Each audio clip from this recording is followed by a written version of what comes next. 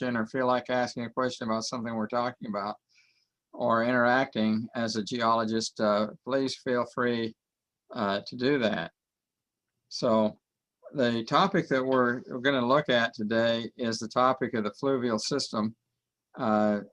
And we're going to look at it at the level of Geology 330. And I don't believe either one of you have had Geology 330, have you?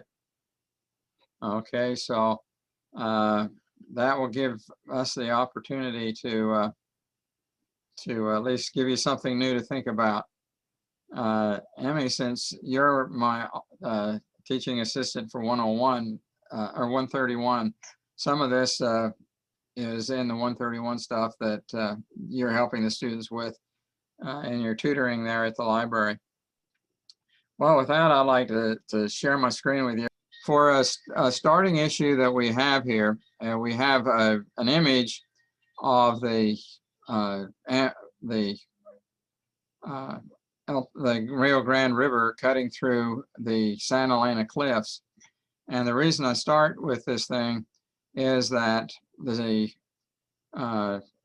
this shows some of the fundamental principles of the fluvial system. And one of them is downcutting, which is what the Rio Grande River is doing. Then you've got slope retreat, which is widening the canyon, and headward erosion.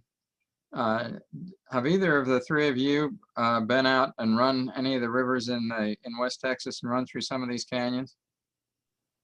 I have not. No, I have not. How about you, Ethan? Have you been out and looked at them?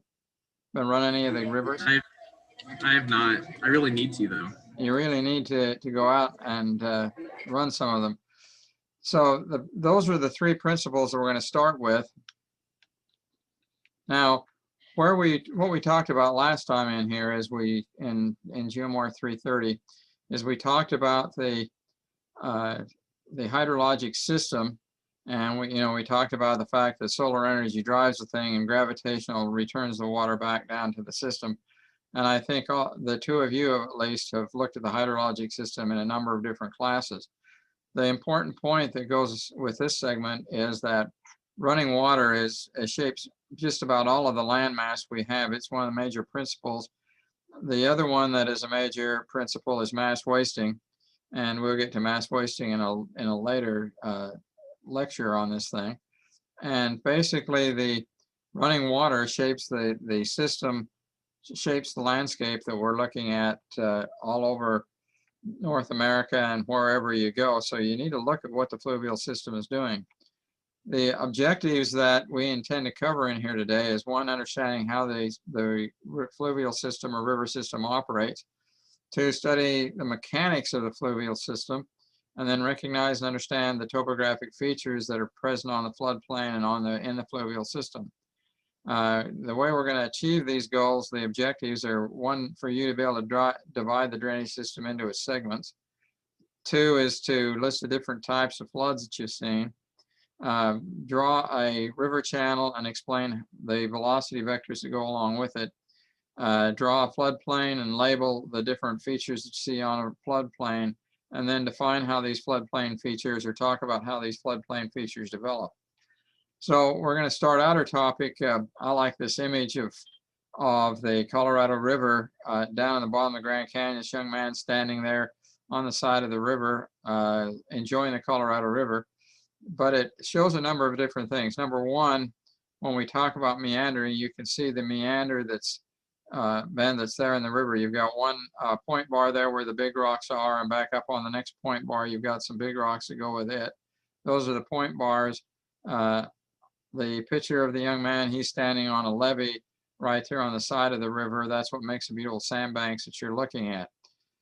Basically, the river system can be divided into three parts: into the collection part, the transportation part, and the deposition part. Here we're standing in the transportation part where it cuts through the Colorado Plateau. And when we look at the deposition part, it's the delta system, and we will get to the very delta system at the end of what we're talking about today. The first thing is to talk about drainage basin and drainage divide. A drainage basin is where the water for a river is collected. You have at the top of it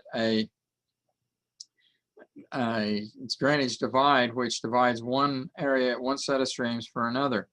Since all of us live here in Nacogdoches, basically the drainage divide for Nacogdoches is North Street. Now, how many of you have driven down North Street on a rainy day? Do you realize that the water runs off in two directions off North Street, one to the west to Bonita Creek and one to the east to Lanana Creek?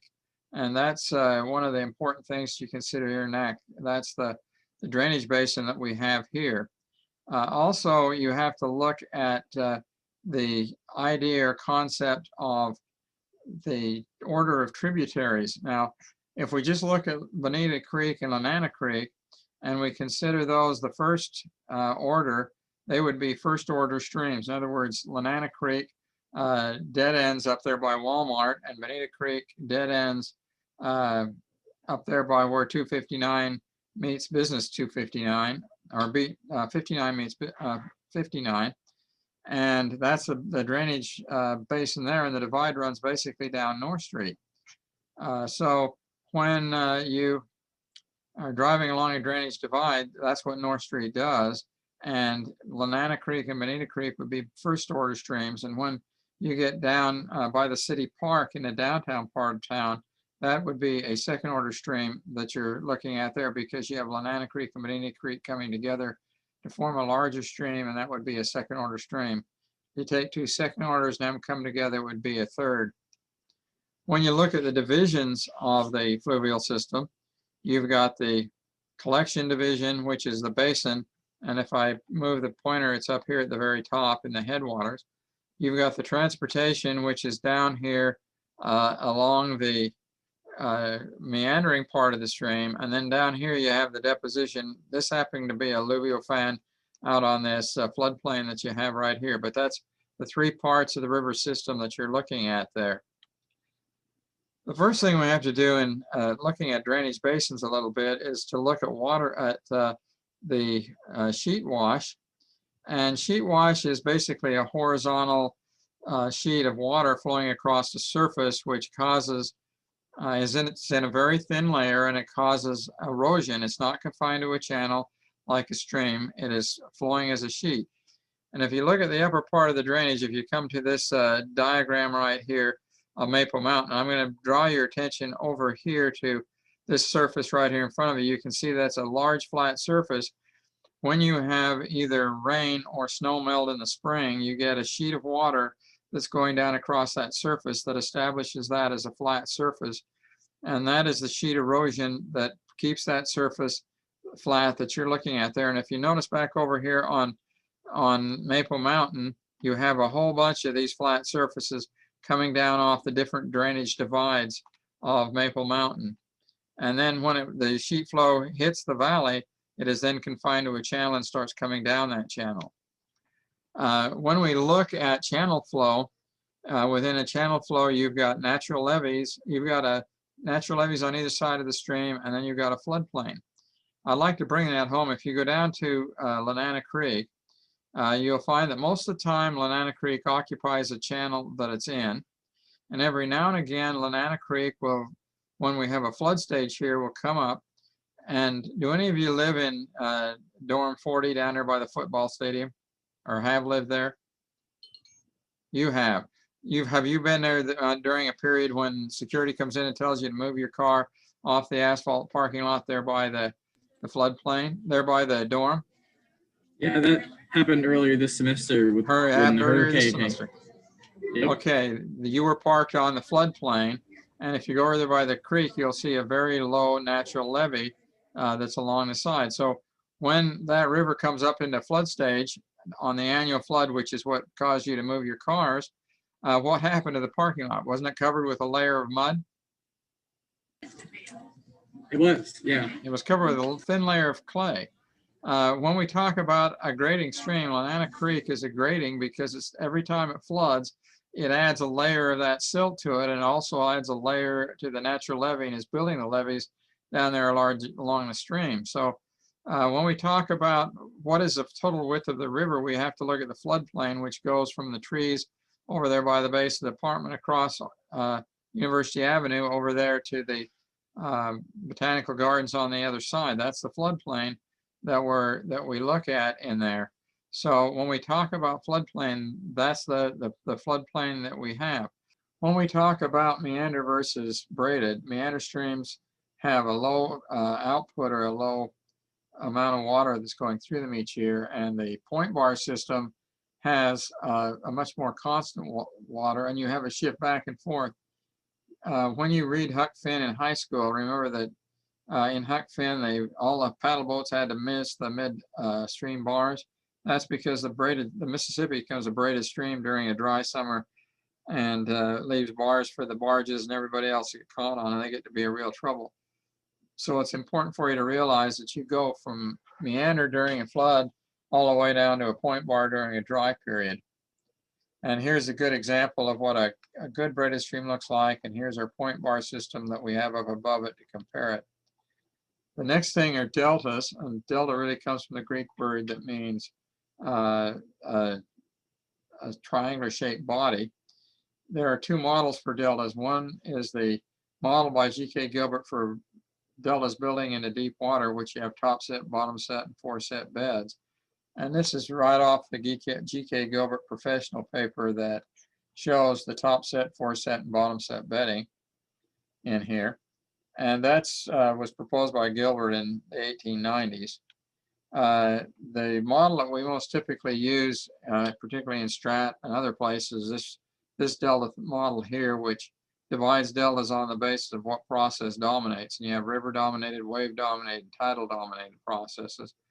And what we're looking at in here is that we have down here where the waves cut in, that would be like the Brazos River Delta. This is the Mississippi River Delta up here.